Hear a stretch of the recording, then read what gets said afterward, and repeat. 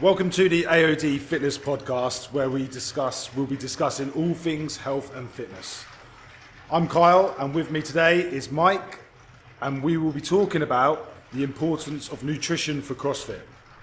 So, in your opinion, Mike, what is the importance of nutrition for CrossFit? Yeah, okay, so straight to it. Straight in. Yeah, that's it. I mean, if we look at the CrossFit Performance Pyramid, right, nutrition's actually the base.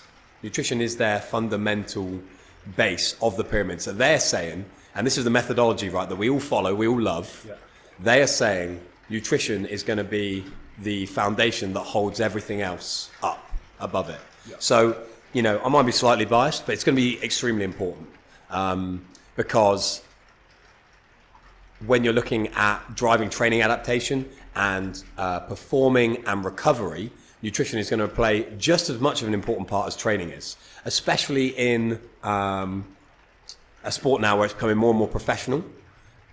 People aren't getting through, getting to this elite level CrossFit performance through flukes, or by guessing around their nutrition. They have all these things dialed in, and it's not just a training program. It's a nutrition program. It's a mindset program, and it's a recovery program. And so, in short, extremely important. Extremely important. So just on that, when you sort of went over the pyramid and the foundation, the first thing we see is the nutrition at the bottom.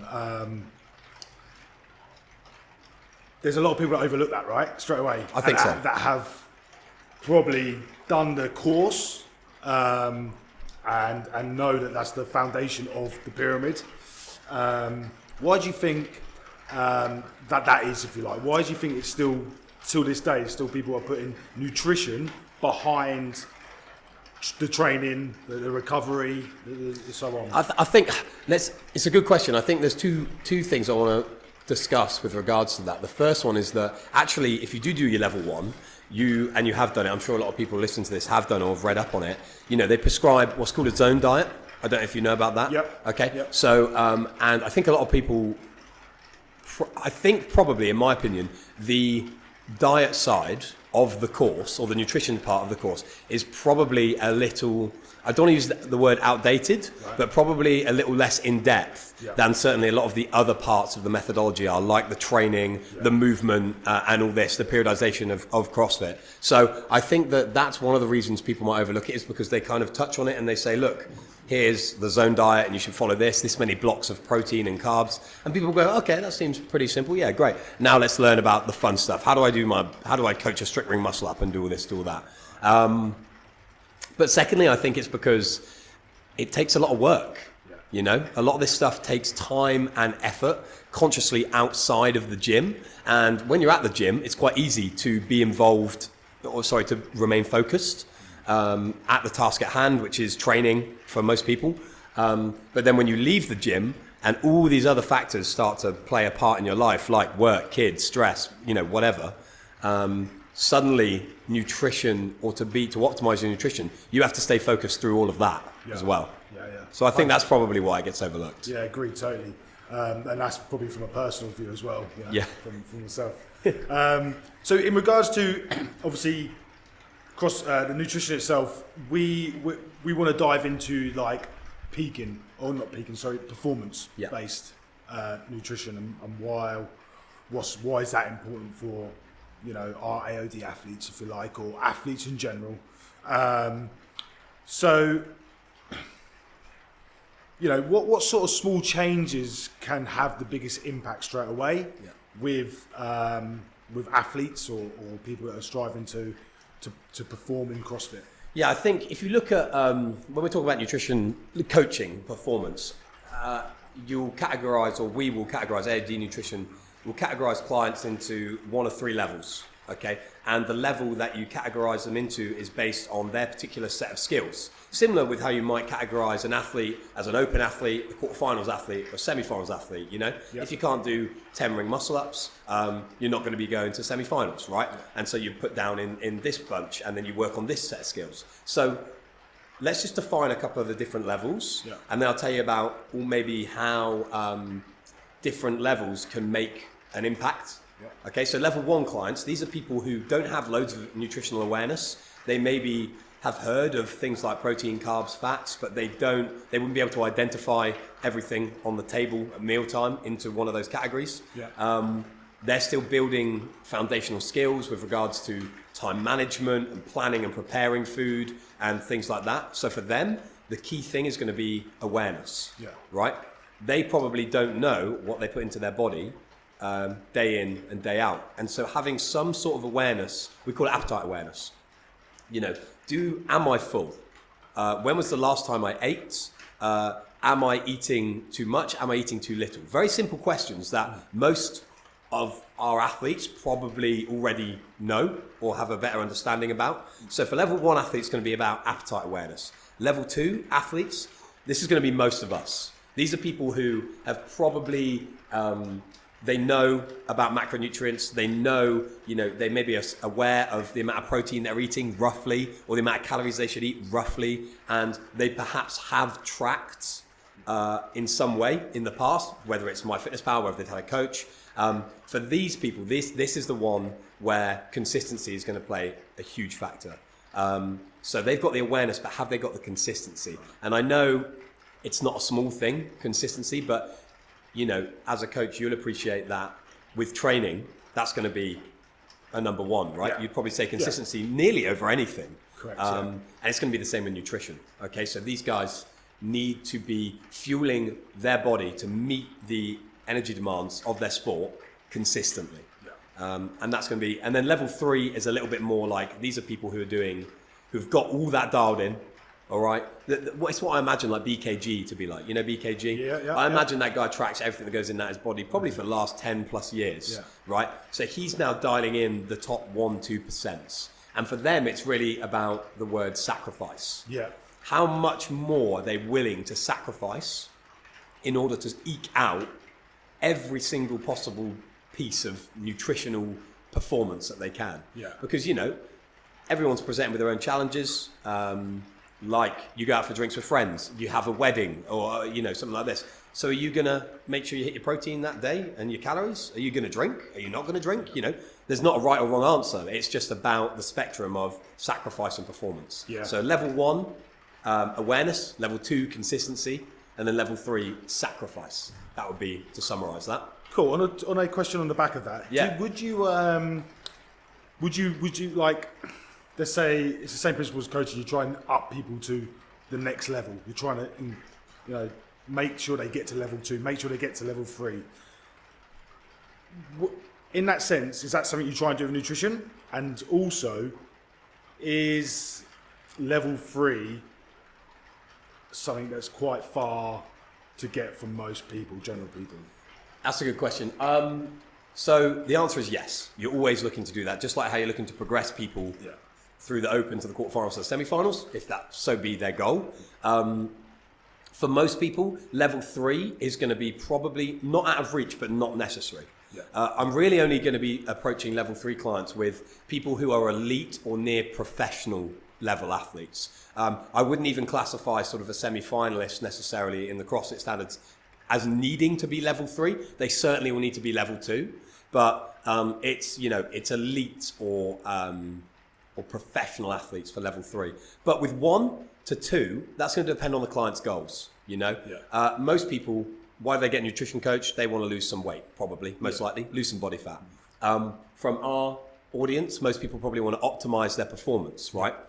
And you are looking to upgrade their set of skills, just like you'd be looking to upgrade their lifts and their movement capacity. You're looking to upgrade their set of nutritional and foundational skills to be able to get them from level 1 to level 2, definitely. Because for the most part, and in my experience, level 2 clients are going to be an advantage over level 1 because they are fueling themselves correctly, and they're going to be recovering better, and they're going to be readily available to perform consistently over a period of time. Yeah, cool. So on that then, in that sort of level 2, getting people to train, the biggest question I probably hear from people, or you maybe yourself as a nutritional coach, how to fuel for a training session. Like many people definitely ask this question. Even like your normal gym goers, so they will ask that question. So, you know, in your opinion, how do people sort of approach that and put into their training, or before training and after? Yeah, it depends how in depth we want to go with this a little bit. I think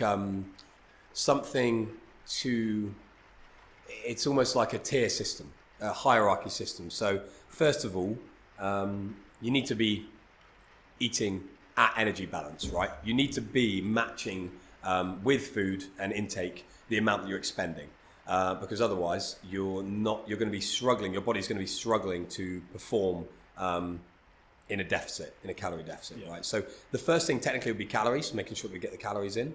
The second thing then is looking at our macronutrient profile, making sure that we have, especially for elite performance in CrossFit, enough carbohydrates to sustain performance. Now, just want to talk about that caveat quickly that we spoke about before the show, which is the difference between health and performance when it comes to nutrition, and that it's a spectrum. And we're going to be talking more about the performance side of things, which doesn't always advocate the healthiest side of things. Don't get me wrong, you can sit in the middle, and people do very well. But there are going to be some factors of leaning towards performance that don't sort of line up with long-term health, nutrition. Okay, so I just wanted to preface. Yeah, no, it's always good to get that straight out. Because if you're looking to truly optimize intensive exercise, so we're talking about like the glycolytic energy system, right? We're talking of that classic CrossFit domain of like anything from 2 minutes to 12 minutes, right? That, and you know, a bulk of people's training, we're going to need to eat a lot of carbohydrates. A lot of the research would suggest between 7 to 12 grams of carbohydrate per kilo body weight. Right. Okay, so make the maths easy. For a 100 kilo bloke, that's nearly 700 grams of carbs. Yeah. Okay, that's for elite performance and to stop the decline of muscle glycogen across a competition. Every day, that's not going to be possible for most people, and probably not needed. But what we do need to make sure is that we have an abundance of carbohydrates in our diet. Then making sure that we have adequate protein to repair and rebuild muscles. Again, the figures on that are going to be a little bit touch and go, but you can look at, as a rule for people listening, you're going to be looking at something like 2 grams per kilo body weight. Right. Something like that. Again, you can optimize that slightly differently, and then your fat's going to make up almost the rest. With a lot of CrossFit athletes and a lot of professionals, I see using things like RP Strength diet app, they will be eating, I don't want to say too little fats, but they're going to be right on the edge of what you would consider eating a healthy amount of fats in terms of too low. Yeah, right. Okay, because they're trying to get so much protein and carbs in. So I don't want to say that they're too low, because they're not. Their goal is to perform, and that will optimize that. But for most people, then they want to make sure that they're then eating enough fats, and that they're coming from good sources as well, in terms of whole and healthy foods. But sorry, to go on to your meal timing, then it's about distributing the carbohydrates mainly and the fats around training. To keep it simple, we want to try and keep the fats far away from training. We want to try and keep the carbs close to training. So your 2 biggest carbohydrate meals are going to be pre and post training. What about times and that? And times actual timings? Yeah, like how long would you say before training? You know, like your AM, PM session, is there different, is there longer times for a morning or shorter, for a morning because of timing? And then in the afternoon, or is it all about just being consistent and getting that in across the day to actually, like you said, keep the fuel above that depletion sort of? That's a good question, mate. Okay, I'm trying to think about our typical listener. Okay, they probably work a job, and they're probably quite serious about their training. So let's say they train twice a day, not every day, but let's use the twice a day example because we'll be able to go into more detail. And they do an early morning session and then they train again after work. Okay, so with the early morning session, it's likely you're not going to be able to swallow 150 grams of carbs before you get to the gym without throwing it back up again. So any sort of intra fueling there can be really helpful. If they can stomach some stuff beforehand, maybe banana, some oats, if it's a thing that they get in regularly, you can have that quite close to training. Ideally nothing too starchy within the hour. Okay, but things like bananas or fruits or something like that, you could have, within the hour. Releasing, absolutely. You basically it's going in, it's getting used. Okay. But intra-fueling is going to be very important for that AM session. So having maybe a smoothie or some sort of sports drink or whatever to keep energy levels high. Yeah. Really, though, if you've eaten well the day before, it's actually going to be a lot of the muscle glycogen that you stored from the night before that you're using. So actually, I'll prioritize in that sense the bedtime meal. If you know you're going to be training early in the morning, have a big meal in the evening, a big carbohydrate-dense meal in the evening, because then in the morning, that stuff's going to be ready to go. Okay, yeah, cool. So on that then, you often hear like people or there's information out there saying don't eat at a certain time before going to bed and things like that. So, what's the catch with that then, in your opinion? Again, mate, these are all like trade-offs because there's no golden rule. Right. Yeah. And it's not like if you eat within an hour of going to bed, your REM sleep will be down 50% and then people are stressing because they're Whoop telling them this or that. It's going to be down to the individual and what works best for them. I would say that, yes, ideally, you don't want to eat 90 minutes before you go to sleep, especially a big, heavy meal like that. But if it's the difference between eating and not eating before, eat, before that sleep, especially if you've got an intense or a large session in the morning. So that's, again, trade-offs, mate. That's great information. I think that will go out. Good. Good. And then, but I wanted to say that if we're going to be training in the morning, the next meal is probably the most important meal. Refueling for the PM session is now our priority. Right. Okay, we need to make sure that session's gone. Okay, that session's gone. We need to optimize the next session. So then, after you do exercise, there's going to be a bunch of mechanisms in the body that allow you to essentially reuptake carbohydrates faster than normal. And you want to make use of that. Yeah. So that, like I said, that post-training session, especially in the morning, wants to be very carbohydrate dense. Probably as well, for a lot of our listeners, again, this is shifting towards the performance side of the spectrum, probably higher glycemic carbohydrates, because they're going to be uptaken and stored faster, which means, and also digested faster, which means that you can eat again sooner without feeling too full. Right, okay. Because if I eat a huge, let me think of something.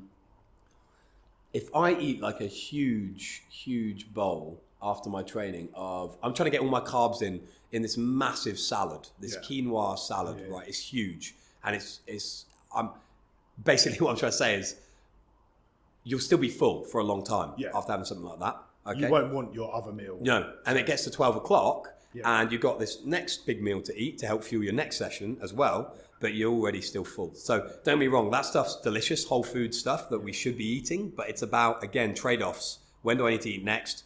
Can I afford almost to be feeling this full and have it sat in my stomach for that long? Yeah, because essentially we're trying to train for performance, right? We are, in this case, we're trying to optimize these two sessions. So we want to make sure, bang, we get the carbohydrates in, they get distributed to the muscles, ready for the next session. Yeah. Absolutely. Cool. Yeah. Okay, just coming outside of obviously the foods and stuff, what sort of supplements would you recommend from a day-to-day basis for athletes? Okay, so supplements is... If any. Supplements is a can of worms, isn't it, really, to open up. So let's keep it simple. I think the number one thing to remember again is let's go back to where we started, the pyramid, if you like. If you're looking at a nutritional standpoint, pyramid, the tip of your pyramid is going to be supplements. Right? It's the 1%. It moves the needle a small amount. So we come back to consistency and time management and planning and macros and calories, all that stuff. That stuff outweighs supplements. Right? Easily. So make sure you got that dialed in first, then go on to worrying about the supplements. That being said, things like caffeine, creatine, they can be used very easily every day and have been shown to make a noticeable difference in sports performance, right? So I would say if we had to whittle it down, things that everybody should be taking, if I'm talking to quarterfinals, semi-finals athletes, games athletes, I know they're all doing this. They're all having creatine on a daily basis, right? 5 grams a day, every day. They've probably been doing that for years. They're all probably using caffeine as a stimulant in order to decrease the rate of perceived exertion. You know what it's like probably if you don't have your coffee in the morning, the day feels a bit harder. This is like a bit like that with your workout. They're probably all taking omega-369s, which we commonly would have in the form of fish oils because of the anti-inflammatory properties. that have been shown to with joint health and things like that, especially you know obviously the impact CrossFit can have on your joints. Those are probably going to be my 3 staples if you want to keep it really simple. So I've noticed protein's not on there. Protein, well, no, you're right, because in an ideal world, you're not having to supplement it. Yeah. However, most people, with the amount of protein that they need to eat, would need to supplement some stuff in. Let's quickly talk about protein because I think it's a little bit misunderstood. Let's just bash out some quick facts, if you like. Number 1 is that having a protein shake is going to be better than not getting your total amount of protein in, right? Full stop. Right. Okay. Number 2 is that if you could get all your protein from whole foods, aka we're mainly talking about meats here, it's probably going to be better than the protein shake. Why? Well, it's hard to say for certain, but these things have developed in nature over time, right? And our gut has developed over nature over time to break down and absorb food in a certain way. And these things, you can engineer whey protein shakes to be as bioavailable as possible. Yeah. And they are. Whey is the most bioavailable form of protein shake that you can get. But these things haven't had millions of years to do it. Having a whole source of protein is going to be better than having the whey protein shake. Yeah. Okay, that's what I meant to say. Yeah. I'll probably switch that about. Yeah, that's in right. the post edit. So from that then, let's just recap on just on that protein. I think because I think just to say, like, obviously getting it from foods better. If you can't get it all in, protein shake, absolutely excellent, but don't go the other way around. Yeah. Like that's kind of what was. Yeah, and I think that's common knowledge, right? Yeah. I think that's very common knowledge. I think now though, we hope. I mean, I think a lot of people get this protein shake in just because of the ease. Isn't it? Yeah, true. I think you have to also, if you're serious about putting on a strength or size or muscle mass, something that you probably want to consider just a little bit more fringe, but is your leucine content, right? L-leucine, which is amino acid. Okay, so it's a certain type of amino acid that has been shown to encourage the protein synthesis pathway. Yep. Right? So if you have a high presence of leucine, it's going to be more likely that your muscles are going to be undergoing protein synthesis. Okay, right. Very simply. That's not technically the right way to say it though. Okay. Foods high in leucine, things like red meat, steak, for example, has very high content of leucine. Now, if you're getting all your protein from, let's say you're a vegetarian or a vegan, you're going to struggle to get your leucine content in. So that is something you might want to supplement. In fact, supplementing leucine for a vegan is going to be almost critical, for that, because their protein sources are less bioavailable and they take a lot more time and energy to break down, but they're lacking some of those crucial amino acids like L-leucine. Okay, if you're somebody who eats a lot of meat in the day or day to day, probably going to be okay. It's probably not something that you need to look at. Yeah. So again, it's all a little bit situation dependent there. Yeah, cool. All right, so let's just get into the sort of wrap up here for the listeners. What's sort of the key points that we can give to our listeners right now, and they can take away and start using straight away? Even the smallest of things. What, in your opinion, what they could be doing as of now or tomorrow or this evening? If that hasn't put you on the spot, sort of. No, that's fine. That's fine, mate. I think you need to be realistic with your nutritional level. A lot of people overestimate how good and how consistently they think that they do things. Yeah. Okay, so if I asked you, let's try. Let's play a game. Let's go. Okay. So if I asked you, Carl, could you tell me how many calories you had a week ago today? Absolutely not. No, you couldn't. No. Okay. Some people might be able to because they track it every day. Yeah. Okay. Could you tell me yesterday how much protein you had? Absolutely not. No. Any idea, ballpark? Absolutely not. No. Okay. No, I really don't. There you go. So I think ask yourself some of these questions and look yourself in the eye a little bit with it and say, am I aware of the amount of fueling or how I'm fueling my body? If the answer is no, then that's the first thing we need to do. We need to build awareness. Now, you don't need to track everything immediately. For some people, it's going to be completely unsustainable. So for like yourself, mate, what you could do is, all right, I'll say to you, Carl, you need to make sure that you're getting 5, guy your size, at least 5 like palmfuls of protein. Actually, let's go fistfuls, or a guy your size, and the amount of training you do. Fistfuls of protein in a day. Right. Okay. Approximately, that will be, for people who care about it, 25 to 35 grams per serving. Yep. So you're looking at getting at least, we're hoping, close to 150 grams minimum. All right. You can measure that with your hand. So at breakfast, you know, I don't know what's that, 4 eggs, something like that. Yeah. There's one. You know, at dinner, chicken breast, obviously that's easy, or like a steak or something like that, easy. Fish. And then next week I'll come back and I'll say to you, Carl, how much protein do you have yesterday? And you say, I hit 4. I hit 4 or 5 or 6. Yeah. You're aware now. Okay. So become aware about what you're eating. Cool. And that can go for carbs too. Measure it however you like. It doesn't really matter. As long as you're consistent with how you measure, it's like standing on scales, right? Yeah. If the scales are wrong compared to another set of scales, but they'll still tell you a change. They'll still be accurate to the change in weight. Yeah. Regardless of if they're out to start with. So measure something in your own way and then be consistent with that. The second thing then would be consume your carbohydrates post-training. Prioritize carbohydrates on double days and try and limit your fats to as far away from training as possible. For most people, your fattest meal is likely going to be in the evening, after your first or second session in the evening, and maybe some in the middle of the day. But fats, the reason that is, fats take slightly longer to digest, break down, and you don't want your gut to be dealing with that while you're trying to, max your 10-minute echo bike test out. So that'll be a few things. Cool.